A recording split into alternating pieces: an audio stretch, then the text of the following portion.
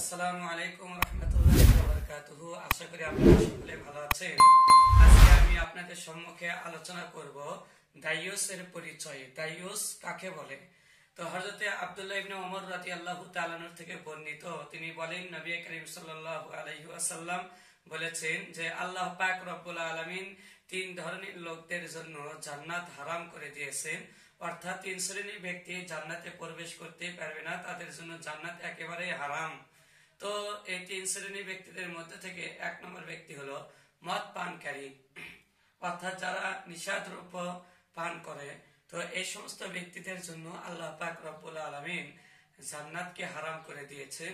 আর দ্বিতীয় নম্বর হলো পিতামাতার অবাধ্যচারণ ব্যক্তি, অর্থাৎ যে সন্তান তার পিতামাতার অবাধ্যচারণ করে, পিতামাতার খেদমত খেশমানা করে না, তাদের আনুগত্যশীল নয়, পিতামাতার সাথে দুর্ব্যবহার করে, এইরকম শ্রেণীর সন্তানদের জন্য আল্লাহ পাক রব্বুল আলামিন জান্নাতকে হারাম করে দিয়েছেন।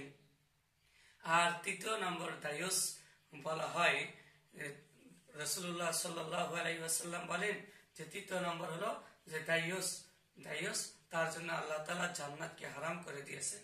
তো দাইয়ুস কাকে বলা হয়? তো দাইয়ুস তো ওই ব্যক্তিকে বলা হয় যে নিজের স্ত্রী বা পরিবারের কোনো মহিলাদেরকে, পরিবারে যারা অধীনস্থ আছে, এই অধীনস্থ মহিলাদেরকে অন্য কোনো বেগানা পুরুষের সাথে মিলামিশা করতে দেয় এবং তাতে কোনো প্রকার বাধা দেয় না। অথবা দাইয়ুস ওই ব্যক্তিকে বলে যার অধীনস্থ মহিলার শরীয়ত বিরোধী কোনো কার্যকলাপে লিপ্ত থাকা অবস্থায় ওই পুরুষ শক্তি থাকা সত্ত্বেও তাকে বাধা প্রদান করে না।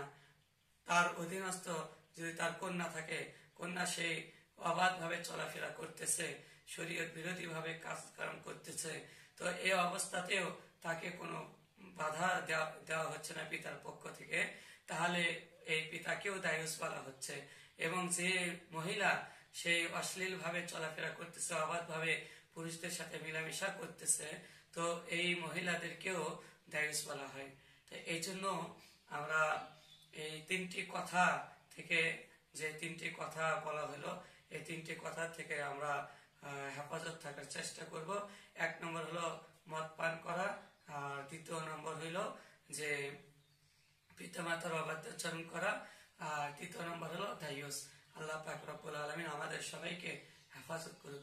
আর এখনো যারা সাবস্ক্রাইব অথবা লাইক শেয়ার করিনি, অবশ্যই দ্বীন ইসলামকে প্রচারের লক্ষ্যে এবং দ্বীন ইসলামকে প্রচারের খাতিরে ইনশাল্লাহ আমরা শেয়ার করে দেব, সাবস্ক্রাইব করে দেব ইনশাআল্লাহ।